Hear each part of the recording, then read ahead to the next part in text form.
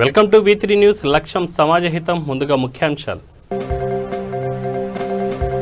భద్రాద్రి కొత్తగూడెం జిల్లాలో అంగరంగ వైభవంగా పెద్దమ్మ జాతర. నిప్పుల గుండంలో నడిచిన మొక్కు చెల్లించుకున్న భక్తులు. ఎంగల్ గ్రామంలో జిల్లా స్థాయి క్రికెట్ టోర్నమెంట్ ప్రారంభం. కోవిడ్ నిబంధనలు తప్పనిసరిగా పాటించాలన్న నిర్వాహకులు. రాజన్న సిరిసిల్ల జిల్లా నిమ్మపల్లి గ్రామంలో కాంగ్రెస్ ఆధ్వర్యంలో ర్యాలీ. గుడిసెల తొలగింపుపై ఆగ్రహం. న్యాయం జరిగేదాకా పోరాడతామని హెచ్చరిక. ఆదిలాబాద్ రిమ్స్ ఆసుపత్రిలో రోగులకు సేవలందడం లేదన్న కాంగ్రెస్ నేత. ఆక్సిజన్ సిలిండర్ల కొరత వల్ల రోగులు ఇబ్బందులకు గురవుతున్నారని ఆరోపణ. మహబూబ్ నగర్ జిల్లాలోని గువ్వనికుంట తండాలో పరశురాం విగ్రహావిష్కరణ. గతేడాది ముష్కర్ల దాడిలో చనిపోయిన జవాన్.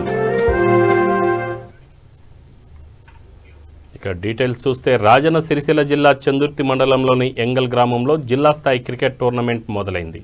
దీనిని జెడ్పీటీసీ కుమార్, సర్పంచ్ సత్తయ్య తదితరులు ప్రారంభించారు. వైరస్ వ్యాప్తి తీవ్రంగా ఉన్నందువలన ప్రతి ఒక్కరూ కోవిడ్ నిబంధనలు తప్పనిసరిగా పాటించాలని జెడ్పీటీసీ నాగకుమార్ కోరారు. ప్రతి ఒక్కరూ మాస్క్ ధరించడంతో పాటు భౌతిక దూరం పాటించాలన్నారు. కార్యక్రమంలో ఆర్గనైజింగ్ సభ్యులు విజేందర్, లింగారావు తదితరులు పాల్గొన్నారు.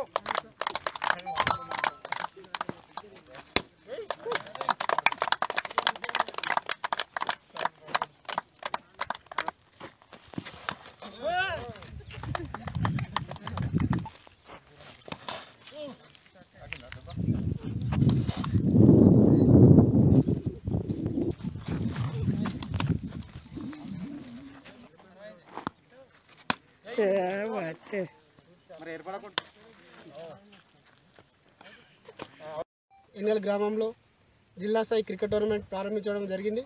ఇట్టి కార్యక్రమంలో ముఖ్య అతిథిగా విచ్చేసినటువంటి మన మండల జెడ్పీటీసీ గారు నాగకుమార్ అన్న గారు, మరి అలాగే మా వెన్నుంటి ప్రోత్సహిస్తున్నటువంటి మా గ్రామ సర్పంచ్ గారికి, మరి అలాగే ఇక్కడ వచ్చిన ప్రజాప్రతినిధులందరికీ, క్రీడాకారులకు అందరికీ స్వాగతం సుస్వాగతం.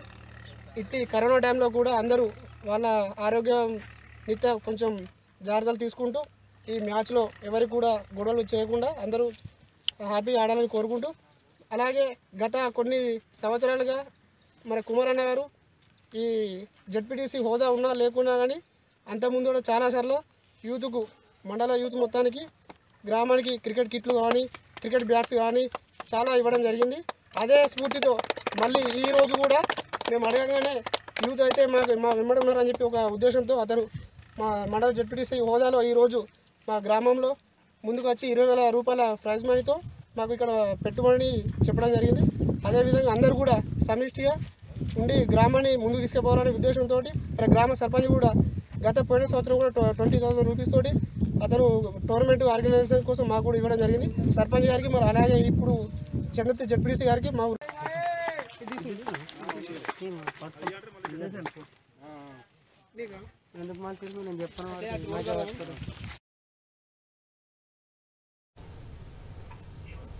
బీజేపీ అధ్యక్షుడు పాయల్ శంకర్ పచ్చి అబద్ధాల కోరని రైతు సమన్వయ సమితి జిల్లా అధ్యక్షుడు టీఆర్ఎస్ నాయకుడు భోజారెడ్డి ఆరోపించారు. ఆయన మాటలను ఎవరు నమ్మవద్దని చెప్పారు. ఎమ్మెల్యే క్యాంప్ కార్యాలయంలో ఆయన మీడియాతో మాట్లాడుతూ నైతిక విలువలు లేని పార్టీ బీజేపీ అని అన్నారు. వచ్చే నెల 10వ తేదీ కల్లా శనగల డబ్బులు రైతుల ఖాతాల్లో జమ చేస్తామని చెప్పారు. ఆదిలాబాద్ ప్రజలు ఎన్నికల్లో ఓడించిన జెడ్పీటీసీ ఎన్నికల్లో శంకర్ తన కుమారుని నిలబెడుతున్నారన్నారు. కొడుకును కూడా పరాజయం చేస్తామని చెప్పేసి అన్నారు.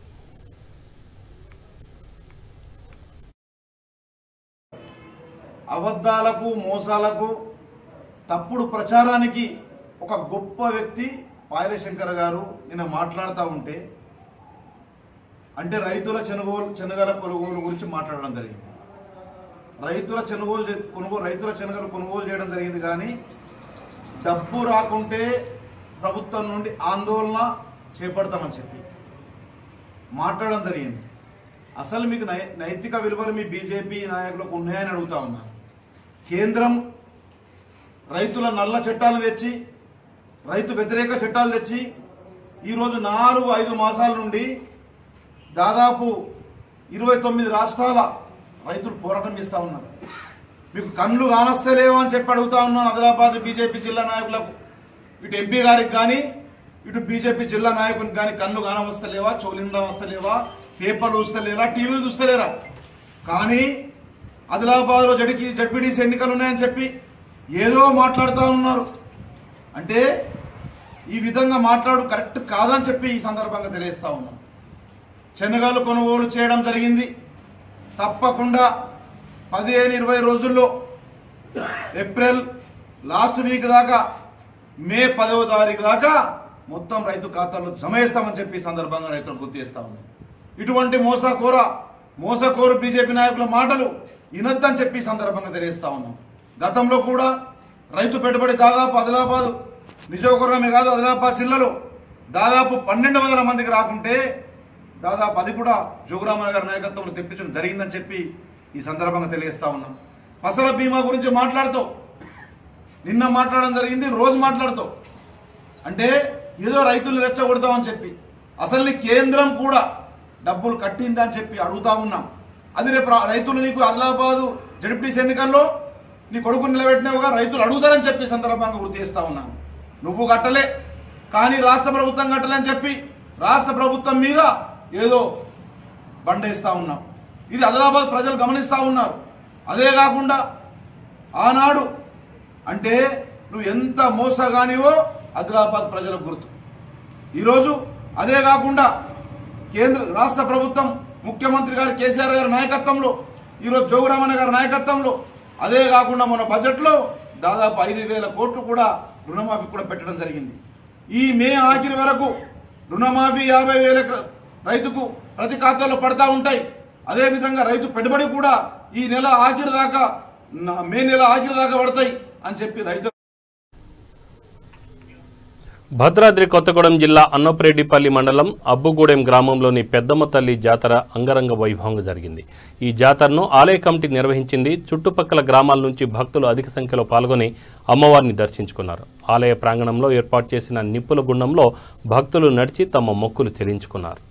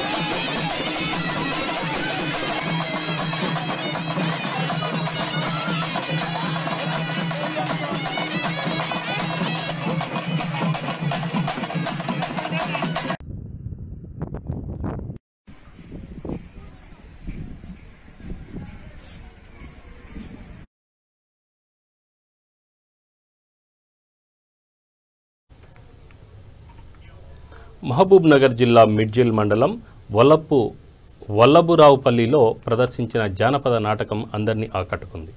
ఈ నాటకాన్ని చూసేందుకు చుట్టుపక్కల గ్రామాల ప్రజలు పెద్ద సంఖ్యలో తరలివచ్చారు. కార్యక్రమానికి ముఖ్య అతిథులుగా తెలంగాణ రాష్ట్ర సంగీత అకాడమీ చైర్మన్ శివకుమార్ హాజరయ్యారు. ప్రారంభ కార్యక్రమంలో జిల్లా నాయకులు శ్రీనివాస్ గుప్తా, టీఆర్ఎస్వి మండల అధ్యక్షుడు నవీన్ చారి, ఏఎంసీ డైరెక్టర్ రేణయ్య, కృష్ణ, శంకరయ్య తదితరులు పాల్గొన్నారు.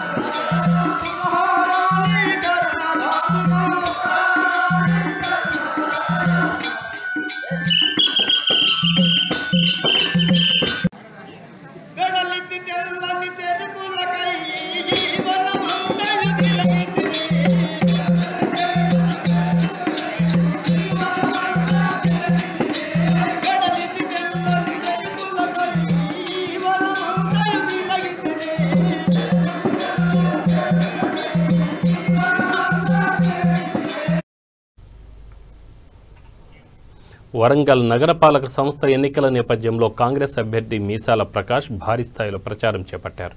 ఈ సందర్భంగా ప్రకాష్ మాట్లాడుతూ గతంలో కొండా దంపతులు చేసిన సేవలు మరవలేనివన్నారు. టీఆర్ఎస్, బీజేపీ తప్పుడు ప్రచారం చేస్తున్నాయన్నారు. ఈ రెండు పార్టీలకు తగిన బుద్ధి చెప్పి కాంగ్రెస్ పార్టీని ప్రజలు గెలిపిస్తారన్నారు. కార్యక్రమంలో కాంగ్రెస్ పార్టీ కార్యకర్తలు, నాయకులు పాల్గొన్నారు.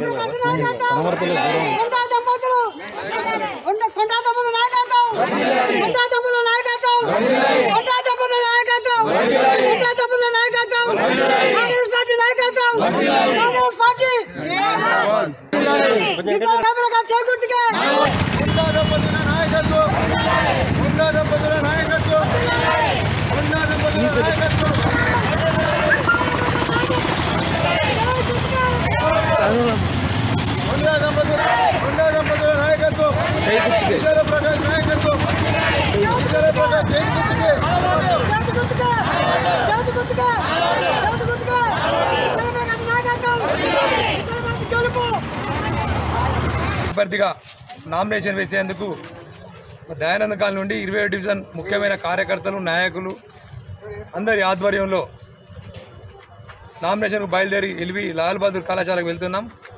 వరంగల్ తూర్పు నియోజకవర్గం కొండా దంపతుల నాయకత్వంలో 27 డివిజన్ నుండి కాంగ్రెస్ పార్టీ అభ్యర్థిగా నామినేషన్ వెళ్తూ ఉన్నాం అందరం. మరి ముఖ్యంగా ఏంటంటే తూర్పు నియోజకవర్గంలో కొండా దంపతుల నాయకత్వంలో అత్యధిక స్థానాలు గెలిచేందుకు అవకాశం ఉన్నది. వారు కొండా దంపతులు విచ్చేసి వరంగల్ తూర్పు నియోజక పాదయాత్ర చేపడతారు. ఇప్పుడు నామినేషన్ కంప్లీట్ కాగానే మరి ముఖ్యంగా ఏంటంటే కాంగ్రెస్ పార్టీకి ప్రజలందరూ కూడా బ్రహ్మరథం పడతా ఉన్నారు. మరి ముఖ్యంగా ఏంటంటే టీఆర్ఎస్ ప్రభుత్వ ప్రజా వ్యతిరేక విధానాలు, బీజేపీ ప్రజా వ్యతిరేక విధానాలు నిరసనగా ఇలా కాంగ్రెస్ పార్టీకి మద్దతు ఇస్తూ అందరూ కూడా ప్రజలందరూ పేద, మధ్యతరగతి, బడుగు బలైన వర్గాల ప్రజలందరూ కూడా మద్దతు ఇస్తూ ఉన్నారు. అందులో భాగంగానే 27 డివిజన్ నుంచి వెళ్ళి కాంగ్రెస్ అభ్యర్థిగా భారీ ఎత్తున కాంగ్రెస్ పార్టీ నాయకులు, కార్యకర్తలు తరలి వెళ్తా ఉన్నాం ఎల్బీ కాలేజీకి. నామినేషన్ కూడా ఈరోజు చివరి రోజు కావడంతో నామినేషన్ కూడా వేసేందుకు 2 సెట్లు వెళ్తూ ఉన్నాం. మరి ముఖ్యంగా ఏంటంటే 27 డివిజన్ నుంచి వెళ్ళి 27 డివిజన్ ప్రజలందరూ కాంగ్రెస్ పార్టీ నాయకులే కానీ, ప్రజలే కానీ, అందరు అభిమానులు అందరూ కూడా ఒక్కసారి నాకు అవకాశం ఇవ్వాలని కాంగ్రెస్ పార్టీ అభ్యర్థి నామినేషన్ వేస్తూ ఉన్నాను. ఇలా 27 డివిజన్లో అభివృద్ధి ఏది ఉన్నదో ఈ డివిజన్లన్నీ 4 డివిజన్లు వచ్చిన ఇందులో అభివృద్ధి వెనుకబడింది. అభివృద్ధి కావాలంటే ప్రశ్నించే గొంతుకే ప్రతిపక్ష పార్టీ కాంగ్రెస్ పార్టీ తరఫున మేము పోటీ చేస్తూ ఉన్నాం. కంపల్సరీగా మాకు అవకాశం ఇవ్వాలని సందర్భంగా ప్రజలందరినీ కూడా వేడుకుంటా ఉన్నాం. ఎందుకంటే ఈ రాబో రోజులలో కాంగ్రెస్ పార్టీ ప్రభుత్వం కానీ, తెలంగాణలో కానీ, కేంద్రంలో కానీ ప్రభుత్వం వచ్చేందుకు ఏర్పాట్లు అవుతూ ఉన్నాయి. ఎందుకంటే ప్రభుత్వం తీసుకొచ్చేందుకు ప్రజలు కూడా అందరూ కూడా కోరుకుంటా ఉన్నారు కాంగ్రెస్ ప్రభుత్వాన్ని. ఇందిరమ్మ రాజ్యం రావాలంటే ఇలా కాంగ్రెస్ పార్టీకే ఓట్లు వేయాలని సందర్భంగా అందరు ప్రతి ఒక్కరిని వేడుకుంటా ఉన్నాం. రాజన్న సిరిసిల్ల జిల్లా కోనరావుపేట మండలంలోని నిమ్మపల్లి గ్రామంలో గల ఇందిరమ్మ కాలనీని కాంగ్రెస్ పార్టీ నేత షేక్ ఫిరోజ్ పాషా సందర్శించారు. ఈ సందర్భంగా ఆయన మాట్లాడుతూ కాంగ్రెస్ పార్టీ నిరుపేదలకు, దళితులు, మైనారిటీలకు ఇళ్ల పట్టాలు కేటాయించిందన్నారు. సదరు భూమిలో వారు జీవనం సాగిస్తున్నారన్నారు. ఈ స్థలంపై కన్నేసిన కొంతమంది వారి గుడిసెలను తొలగించడమే కాకుండా వంట సామాగ్రిని చిందరవందర చేశారని ఆరోపించారు. బాధిత కుటుంబాలకు న్యాయం జరగాలని డిమాండ్ చేశారు. అలా జరగకపోతే ఆందోళనకు దిగుతామని హెచ్చరించారు. ఈ కార్యక్రమంలో జిల్లా కార్యదర్శి ప్రభాకర్, గ్రామాధ్యక్షులు శ్రీనివాస్, సదానందం, మహమ్మద్ అజీం, ఎల్లయ్య, లింబయ్య, సత్తయ్య తదితరులు పాల్గొన్నారు. టీఆర్ఎస్ ప్రభుత్వం మరి వాటిని తీసివేయడానికి ప్రయత్నం చేస్తుందని బాధితులు వారి యొక్క గోడు వినిపించుకోవడం జరిగింది. మరి చట్ట ప్రకారం వారికి ఉన్నటువంటి ఏవైతే పట్టాలు ఇష్యూ చేసిర్రో స్థానిక నాయకులు వాటిపై స్పందించి అర్హులైన వారికి ఆ పట్టాలను ఉంచే విధంగా పక్కా ఇల్లు నిర్మించుకునేందుకు గవర్నమెంట్ నుంచి ఏదైతే 5,50,000 ఇస్తామన్నారో 5,10,000 అని అటువంటి డబ్బులు ఏవైతే ఉన్నాయో వారికి వెంటనే మంజూరు చేసి వారికి పక్కా ఇల్లు నిర్మించుకునేందుకు మరి ఈ టీఆర్ఎస్ ప్రభుత్వం తగినటువంటి చర్యలు తీసుకోవాల్సిందిగా మేము కాంగ్రెస్ పార్టీ పక్షాన డిమాండ్ చేస్తున్నాం. అదేవిధంగా బాధితులకు మీరన్నట్టుగానే ఎవరికైతే ఇల్లు ఉండవో, ఇల్లు లేనటువంటి వ్యక్తులు ఎవరైతే ఉన్నారో వారినే సర్వే చేసి వారికే ఇవ్వండి.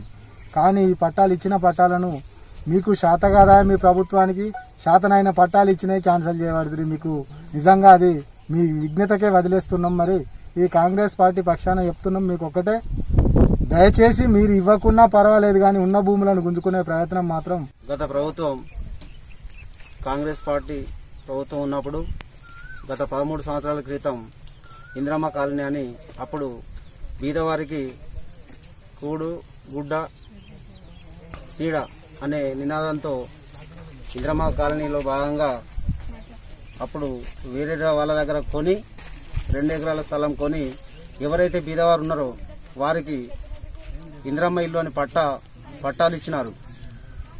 అప్పటి నుండి ఇప్పటి వరకు వాళ్ళ దగ్గర స్తోమత లేకుండా కట్టుకోలేదు. కాబట్టి ఇట్టి విషయంలో వాళ్ళ దగ్గర పట్టాలు ఉన్నాయి. కొందరు పట్టుకున్నారు, కొందరు కట్టుకోలేదు, కొందరు గుడిసెలు వేసుకొని అందులో నివసిస్తున్నారు. ఇప్పుడున్న తెలంగాణ రాష్ట్ర ప్రభుత్వం వారి దగ్గర పట్టాలు ఉన్నా కూడా గ్రామ పంచాయతీలు వేరు చేసి మనుషుల మధ్యలో చిచ్చులు పెట్టి కొట్లాటలు పెట్టే రకంగా ఈ గ్రామ పంచాయతీలను చేసి ఇప్పుడు ఊరుకు అప్పుడు కలిసి ఉన్న వాళ్ళందరూ ఇప్పుడు కొట్లాడుకునే విధంగా గ్రామ పంచాయతీలు వేరు చేసి ఈ స్థలాన్ని ఇక్కడ ఉన్నటువంటి గిరిజనులు మాకు ఐకేపీ సెంటర్ లేదు, మాకు ఈ స్థలం కావాలని దీని మీద కన్నేసి ఎవరైతే గుడిసెలు వేసుకున్నారో వారి మొన్న గత వారం క్రితం గుడిసెలు పీకేసి అలాగే వాళ్ళ వంట సామాగ్రిని చిందరవందర చేసి బోళ్ళు బోగెలన్నీ ఎత్తేసి వాళ్ళ ఆడవాళ్ళు గిరిజనులు కొందరు వచ్చి వీళ్ళ మీద దాడి చేసే ప్రయత్నం చేస్తే అప్పుడు వీళ్ళు కూడా ఇక్కడ ఉన్నోళ్ళు అందరు అధికారులతో మాట్లాడి ఎంఆర్ఓ గారికి వినతి పత్రం ఇవ్వడం జరిగింది. అందులో భాగంగా ఇప్పటి వరకు కూడా గ్రామ పంచాయతీ సర్పంచ్ గారు అలాగే ఉప సర్పంచ్ పాలకవర్గం ఏదైనా 2 గ్రామాల మధ్యలో చర్చించి అందరికీ తగిన న్యాయం చేయాలి. అక్కడి గ్రామ పంచాయతీ, ఇక్కడి గ్రామ పంచాయతీ 2 పాలక వర్గాలు మాట్లాడుకొని. నమస్కారం. కాంగ్రెస్ తరపున మాకు 2007లో మాకు అందరికీ జాగలు ఇచ్చిండ్రు. జాగలు కొలతలు పెట్టి దారంతో పట్టి తొవ్వలు తీసి ఎవ్వల దాళ్లకు చిట్టీలు వేసిరు. ఇట్లా చిట్టీలు ఎత్తే ఎవ్వల చిట్టీ కాడ వాళ్లకు జాగా ఇచ్చిర్రు, చూయించిర్రు, పేర్లతో సహా చిట్టేసిర్రు. చిట్టేస్తే అందులో నాకు 11 నంబర్ జాగా వచ్చింది. కానీ మేమందరం మాకు స్తోమత లేక అప్పుడు కట్టుకోలేదు. ఎందుకంటే మాకు తినటానికి కూడా దిక్కులేదు. అప్పుడు మేము అందుకే కట్టుకోలేదు. మా జాగాలు ఇప్పుడు ప్రభుత్వం మళ్ళీ తీసుకుంటా అంటారు. నగరపాలక సంస్థ ఎన్నికల నేపథ్యంలో వరంగల్లోని భగత్ నగర్ వ్యవస్థాపకుడు మందా మల్లేశం టీఆర్ఎస్ పార్టీ అభ్యర్థిగా నామినేషన్ దాఖలు చేశారు. వందలాది మంది కార్యకర్తలు, అభిమానులతో ఆయన ర్యాలీ నిర్వహించారు. ఈ సందర్భంగా ఆయన మాట్లాడుతూ ప్రజలకు ఎంతో సేవ చేశానని చెప్పారు. ఇందులో భాగంగానే భగత్ నగర్ కాలనీని ఏర్పాటు చేశానన్నారు. ప్రభుత్వ చీఫ్ విప్ దాస్యం వినయ్ భాస్కర్ ఆదేశాల మేరకు తనకు టికెట్ కేటాయిస్తే ప్రజలతో మరింత మమేకమవుతానన్నారు. ఈ కార్యక్రమంలో పాపయ్య, బాదావత్తార తదితరులు పాల్గొన్నారు. జై తెలంగాణ.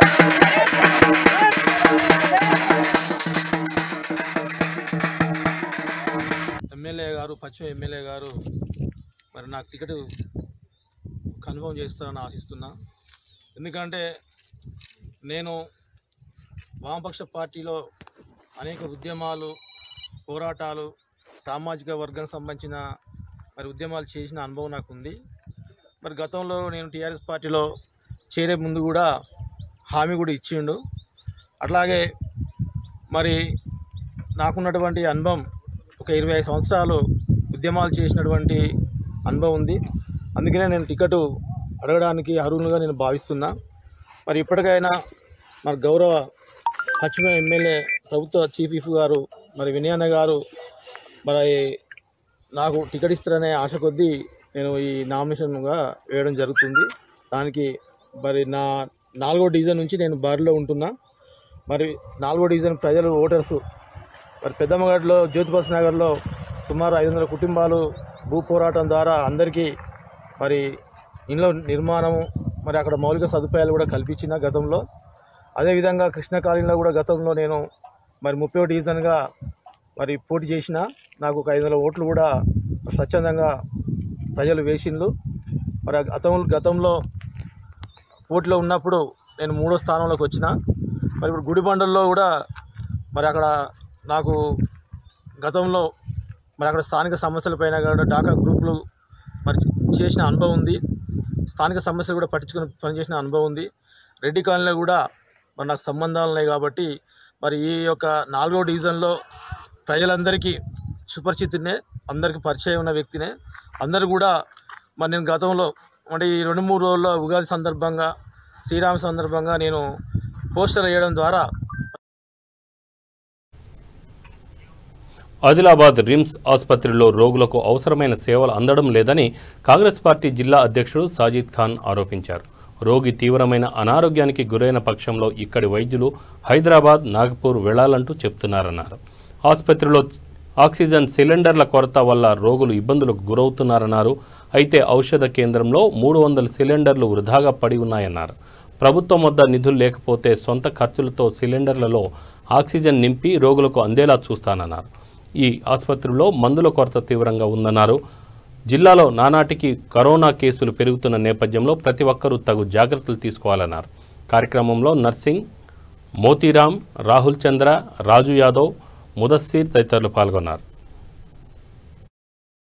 ఇక్కడ నుంచి రిఫర్ అయ్యే పేషెంట్స్కి రిమ్స్లో గ్యాస్ ఆక్సిజన్ సిలిండర్ లేదని అంటున్నారు. మరి వీళ్ళ దగ్గర అంబులెన్స్ వాళ్ళ దగ్గర ఒకటే సిలిండర్ ఉన్నది. అది సుగా ఇప్పుడు సగం ఉంటుంది, లేకుంటే 25% దాంట్లో గ్యాస్ ఉంటుంది. ఒక్కొక్క అంబులెన్స్లో వాళ్ళకు ఒక 2 ఎక్స్ట్రా ఉంచితే కనీసం పేషెంట్ హైదరాబాద్ అయితే పోతాడు. ఎక్కడ డెస్టినేషన్ నిజామాబాద్ అయినా కానీ, మంచిర్యాల అయినా కానీ, మన నాగ్పూర్ అయినా కానీ, సార్ ఆ సిలిండర్ మాకు అప్పగించండి.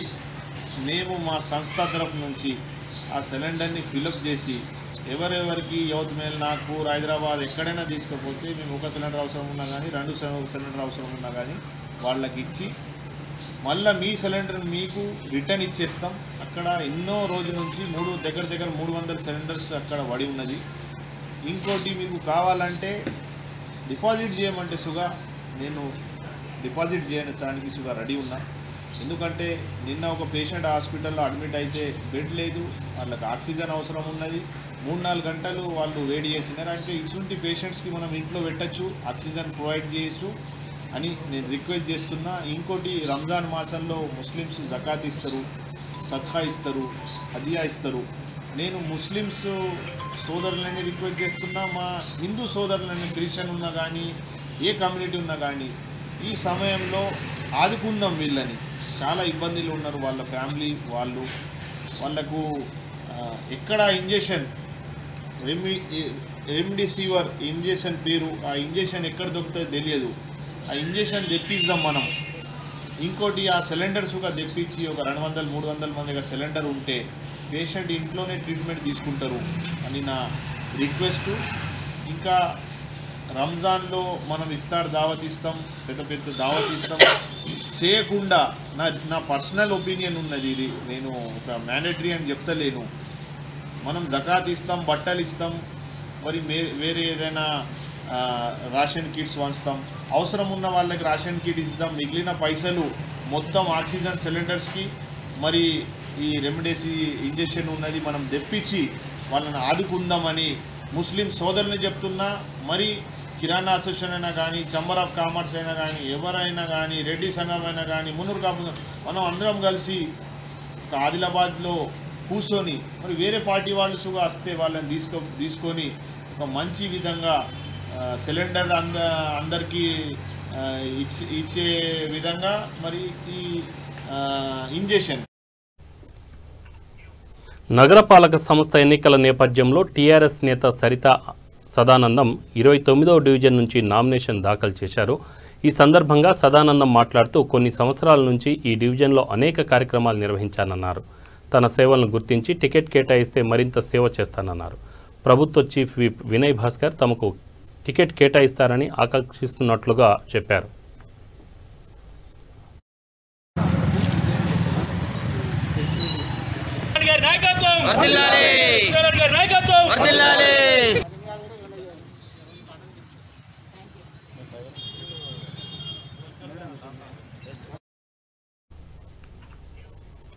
మహబూబ్ నగర్ జిల్లా గండీడ్ మండలం పరిధిలోని గువ్వనికుంట తండాలో జవాన్ పరశురాం విగ్రహాన్ని ఆవిష్కరించారు. పరశురాం గత ఏడాది ముష్కరుల దాడిలో మరణించడం తెలిసిందే. ఈ నేపథ్యంలో ఆయన విగ్రహాన్ని పరిగి ఎమ్మెల్యే మహేష్ రెడ్డి ఆవిష్కరించారు.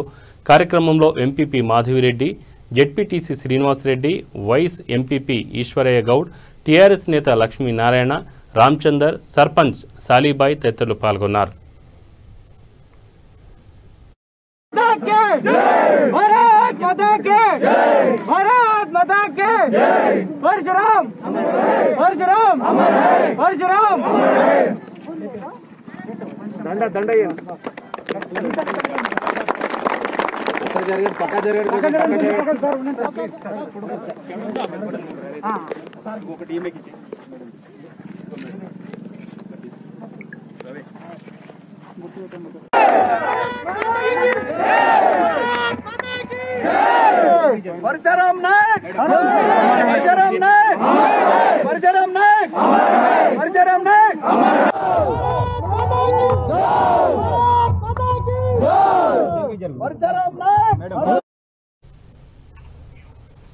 కర్నూలు జిల్లా చాగలంబరి మండలం నగళ్లపాడు గ్రామ శివారులోని అనాథ వృద్ధాశ్రమంలో పుట్టినరోజు వేడుకలు జరిగాయి.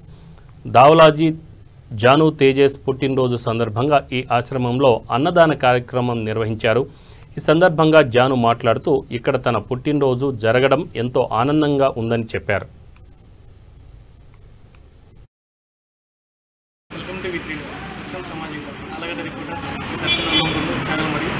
ప్రస్తుతం మనం కర్నూలు జిల్లా చాగలంబరి మండలం చాగలంబరి గ్రామ శివారులో నగలపాడు గ్రామంలో వృద్ధాశ్రమం ఉంది. ఇక్కడ క్రైస్తవుల వృద్ధాశ్రమంలో ఈరోజు దావల్జీ గారి జాను తేజస్ గారి పుట్టిన సందర్భంగా ఈరోజు అనాథలకు వృద్ధాశ్రమంలో భోజనం కార్యక్రమం ఏర్పాటు చేయడం జరిగింది.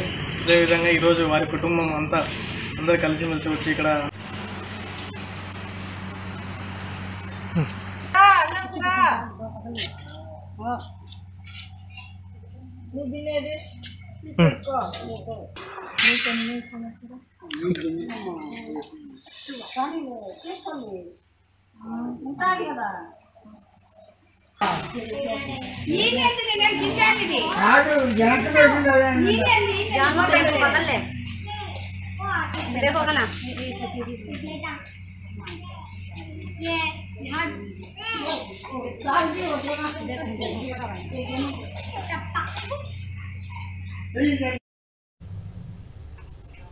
బులెటిన్ ముగించే ముందు ముఖ్యాంశాలు మరొకసారి.